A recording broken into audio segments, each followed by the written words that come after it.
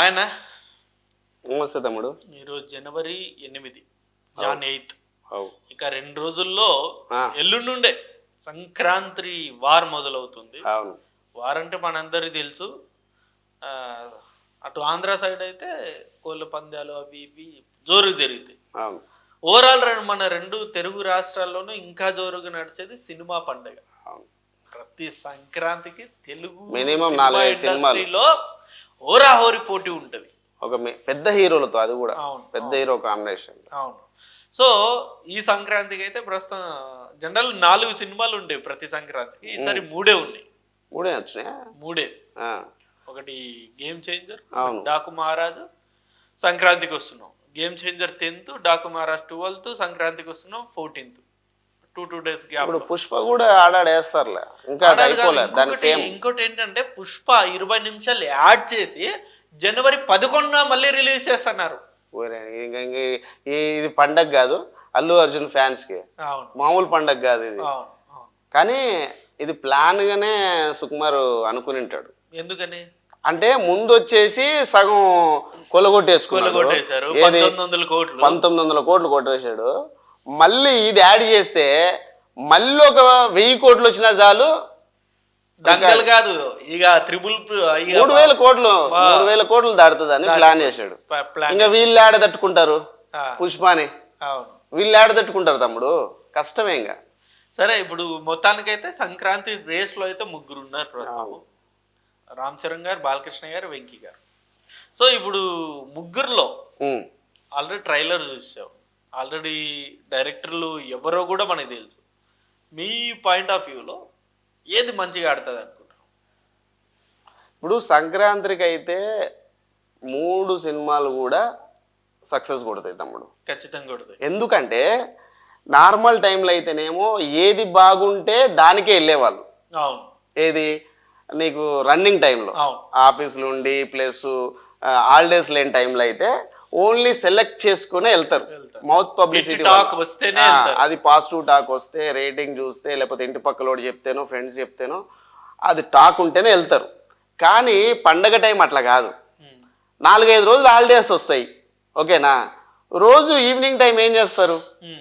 Family ఉన్నవాళ్ళు, bachelors అయితే నార్మల్గా వాళ్ళకు కోడి పందాలు పత్తాలు ఆడడము, వాళ్ళ ఎంజాయ్ తాగుడు అది వేరే ఉంటుంది. ఫ్యామిలీ ఉన్నోళ్ళు, లేడీసు, ముసలోళ్ళు, పిల్లలు, వీళ్ళంతా ఏం చేస్తారు? పక్క వాళ్ళకు ఉన్నది ఒకటే ఒక ఎంటర్టైన్మెంట్ సినిమానే. కాబట్టి 3 సినిమాలు కూడా కవర్ చేస్తారు. ఈడ బడ్జెట్ అంటే ఎవరికి ఎక్కువ వస్తుంది పక్కన పెడితే 3 సినిమాలు హిట్ అవుతాయి. అది ఇది తక్కువ ఇది ఎక్కువ అని ఉండదు. నువ్వు ఎంత బాగా లేకున్నా కూడా సినిమా కంపల్సరీ వాడికి టైం పాస్ కాకుండా అన్నది వెళ్తాడు. సరే, భర్త భార్యని తీసుకోపోయినా చెల్లెలు ఇంటికి వస్తుంది కాబట్టి అన్న తీసుకెళ్తాడు చెల్లెల్ని. అర్థమైందా? అన్న సినిమా చూపించమంటే పోదాం పదమ్మా అని. ఈ సినిమా నేను చూడలే అంటే సర్వమ్మా నేను చూపిస్తా పదా అంటాడు. బావ రాకపోయినా పర్లేదు నేను తీసుకెళ్తా. అదో ప్రేమ. అంటే చెల్లెలు ఇంటికి వచ్చింది కాబట్టి అదో ప్రేమ. బావకు చేయాల్సిన మర్యాద బావకు చేయాలి, చెల్లెకి చేయాల్సిన మర్యాద చెల్లెకి చేయాలి. కాబట్టి 3 సినిమాలు కూడా చూస్తారు. 3 సినిమాలు హిట్ అవుతాయి, దీంట్లో ఎట్లాంటి డౌట్ లేదు. సో హై కలెక్షన్ చేసే సినిమా ఏది? హై కలెక్షన్ అయితే నీకు ఇక ఈ 2 సినిమాలు చూసుకుంటే వీళ్ళిద్దరు ముసలి హీరోలే, వెంకటేష్ ప్లస్ బాలకృష్ణ. ఇక నీకు international director young star Ram Charan. అర్థమైందా? ఇదైతే పక్క కొడుతుంది. ఇది దీంట్లో ఎట్లాంటి సమస్య లేదు. 500 కోట్లు రావచ్చా గేమ్ చేంజర్? మ్యాక్సిమం వస్తాయి తమ్ముడు. ఎందుకంటే ఇప్పుడు టాప్లో ఉన్న హీరోవే కదా. టాప్లో ఉన్న హీరోవు ప్లస్ టాప్లో ఉన్న డైరెక్టరు, ఇద్దరు కాంబినేషన్లో వస్తుంది. అది కూడా పండగకు వస్తుంది. కాబట్టి నువ్వు 500 కోట్లు ఏంది, ఎక్కువనే కొడుతుంది. ఇప్పుడు పుష్ప 1900 కోట్లు కొట్టిందంటే ఇది మినిమం ఒక 1500 కోట్లనే కొడుతుంది అనుకుంటున్నాను నేను.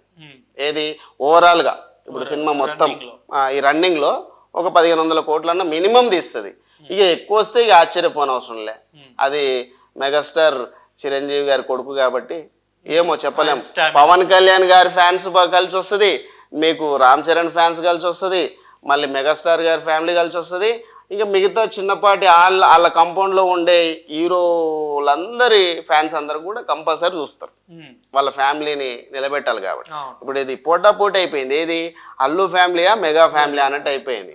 అల్లు ఫ్యామిలీలో ఒకడే ఒక హీరో వచ్చి మొత్తం స్మాష్ చేసి పడేసింది. ఏ హీరోకి లేని క్రేజు మొత్తం. అంటే బాహుబలి అట్లాంటి సినిమాను కూడా పండబెట్టేసిండు. ఏది 1 month కూడా కాకముందే. మరి అట్లాంటి సినిమాని బీట్ చేయాలంటే ఈ మెగా ఫ్యామిలీలో ఉన్న హీరోలు మొత్తం ఫ్యాన్స్ అందరు కూడా కమాండ్ అయ్యి చూస్తే ఒకవేళ సినిమా బయటపడవచ్చు, లేకపోతే కష్టమే ఆ సినిమాని తట్టుకోవాలంటే. అంత రేంజ్కి వెళ్ళిపోయింది, అసలు ఎవ్వరు ఊహించని రేంజ్కి వెళ్ళిపోయింది. కాబట్టి మెగా ఫ్యామిలీ ఫ్యాన్స్ అందరు, హీరో అందరు ఫ్యాన్స్ అందరు కలిసి ఏదన్నా చేస్తే తప్ప ఏమైనా చేయలేము. ఇక డాకు మహారాజ్ పరిస్థితి ఏంది బాలకృష్ణ గారు? ఇక ఆయన ఏముందబ్బా, ఇంకా సినిమాలు తీసుడు అవసరమా అనిపిస్తుంది నాకైతే ఒకసారి. అవునా? ఎందుకు, ఆయనకు ఉంది కదా ఇంకా ఫాలోయింగ్. ఏం ఫాలోయింగ్ ఎవరు లేరు కాబట్టి. అఖండ లాంటి గొప్ప సినిమా తీశారు. మొన్న రీసెంట్ గా వచ్చిన భగవంత్ కేసరి కూడా పెద్ద హిట్ అయింది. బానే ఉంది. ఇప్పుడు అవి ఏంటంటే అది ఓన్లీ బోయపాటి గారి కాంబినేషన్లు అయితేనే నడుస్తాయి. ఆయనను ఎట్లా చూపియాలో ఆయనకు ఒక్కడికే తెలుసు కాబట్టి ఆయన సినిమాలు అయితేనే నడుస్తాయి. మిగతా సినిమాలు కష్టమే. అర్థమైందా? ఇంక నాకు తెలిసి ఆయన కొద్దిగా ఆపేసి వాళ్ళ అబ్బాయి మీద ఫోకస్ చేస్తే మంచిగా, ఆ అబ్బాయి మంచి హీరో అయ్యే లక్షణాలు ఉన్నాయి. మంచి చెప్పలేం, అది ఎక్కువ అవుతుంది. అయినా కూడా ఇక ఈ ఉంటారు కదా బాలకృష్ణ, ఇప్పుడు ఎన్టీఆర్ ఫ్యాన్స్ ఎవరైతే ఉంటారో వాళ్ళందరూ కూడా చూస్తారు. ఎన్టీఆర్ ఫ్యాన్స్ చూస్తారా? ఎన్టీఆర్ ఫ్యాన్స్ అంటే పెద్ద ఎన్టీఆర్ ఫ్యాన్స్. ఈ మధ్య జరిగిన ఇప్పుడు ఒక చిన్న సంఘటనలు అవి తీసుకున్నాం కాబట్టి కష్టమే ఈసారి డాక్ మహారాజ్కు. ఎందుకంటే జూనియర్ ఎన్టీఆర్ ఫ్యాన్స్ అందరూ కూడా అవాయిడ్ చేసారు ఆ సినిమాని. కాబట్టి ఏమవుతుందేమో కష్టమే. ఆ సినిమా కొద్దిగా మనం వెంకటేష్ గారి సినిమా కంటే పోల్చుకుంటే ఈ సినిమా కొద్దిగా డౌన్ అయ్యేటట్టు కనబడుతుంది డాక్ మహారాజ్. ఎందుకంటే నీకు జూనియర్ ఎన్టీఆర్ ఫ్యాన్స్ అందరూ కూడా అవాయిడ్ చేసారు ఆ సినిమాని. మనం చూడొద్దు, మన హీరోని కించపరిచి లేకపోతే అఘోరపరిచి మనకు రెస్పెక్ట్ ఇయ్యని హీరోకు ఎందుకు మనం చూడాలన్నట్టు ఒకటి అయింది. అది పెట్టుకోకపోయినా బాగుండే. ఆ పుల్ల, ఓ చిన్న పుల్లతో ఏమైపోయిందంటే ప్రొడ్యూసర్కి పెద్ద గట్టి దెబ్బ అయితే పడ్డది. అది ఇక సంక్రాంతికి వస్తున్నాం. వెంకీ మామ, ఇక వెంకీ మామది ఏముంటుంది, ఎవర్ గ్రీన్. ఆయన ఫ్యామిలీ ఓరియంటల్కి వెళ్ళి ఫ్యామిలీ మొత్తం చూడాల్సిన సినిమా ఏదన్నా ఉందంటే అది ఓన్లీ వెంకీ మామ సినిమానే ఉంటుంది. అర్థమైందా?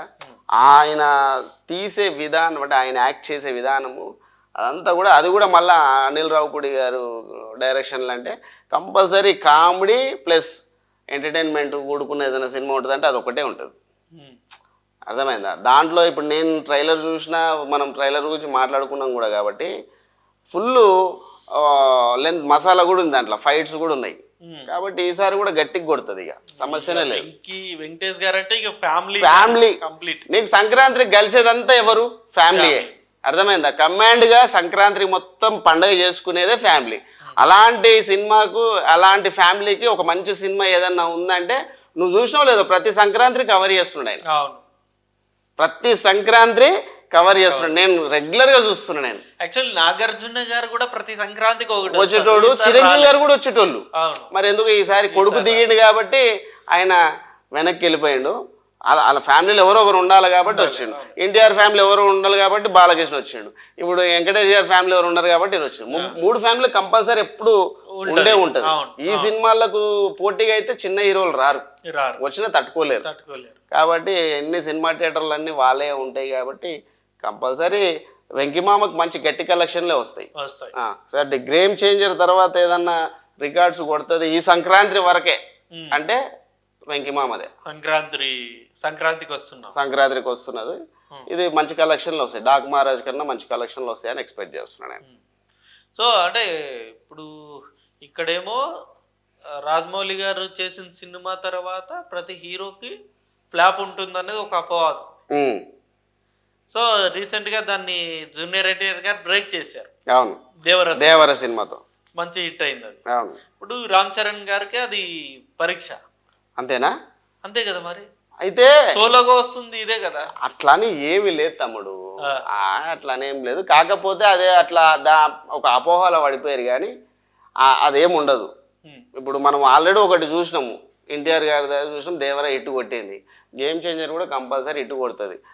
ఆయన తీసిన సినిమా తర్వాత ఆ హీరోకి ఫ్లాప్ ఉంటుంది అనేది ఎవరి విషయంలో అయిందంటే మనకు కేవలం ప్రభాస్ గారి విషయంలో అయింది మనకు. ఏది రాధేశ్యాము ఇట్లాంటివి కొన్ని పోవడం వల్ల అట్లా అనిపించింది. కానీ అదేం లేదు. ఇప్పుడు వీళ్ళు డైరెక్టర్ మారిండు, ఇక్కడ పెద్ద డైరెక్టర్ వచ్చిండు, ఓకేనా. దానికి కావాల్సిన మాల్ మసాలా అన్నీ కూడా జాగ్రత్త తీసుకున్నారు కాబట్టి దట్టు సంక్రాంతికి రిలీజ్ అవుతుంది కాబట్టి ఆ ప్రాబ్లం ఉండదు.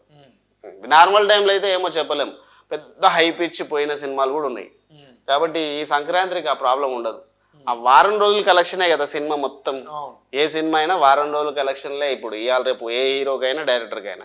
కాబట్టి ఆ హీరో ఈ వారం మొత్తం పండగనే ఉంటుంది, పండగనే ఉంటుంది. శుక్రవారం నుంచి శుక్రవారం వరకు గట్టిగా కొట్టేస్తుంది. So first me point of వ్యూలో గేమ్ చేంజర్ సంక్రాంతికి వస్తున్నాము, తర్వాత డాకు మహారాజా. డాకు మహారాజ్ అంటే ఇక మీరు అంటుంది ఆడకపోవచ్చు అంటారు, అంతే కదా. ఆడుతుంది కానీ ఓన్లీ జూనియర్ ఎన్టీఆర్ ఫ్యాన్స్ అయితే అవాయిడ్ చేస్తారు. అది కొద్ద గొప్ప ఉంటుంది ఆయన మీద. అంటే జూనియర్ ఎన్టీఆర్ ఫ్యాన్స్ ఎవరైతే ఉంటారో వాళ్ళకైతే కొద్దిగా ఉంటుంది, ఎఫెక్ట్ ఉంటుంది.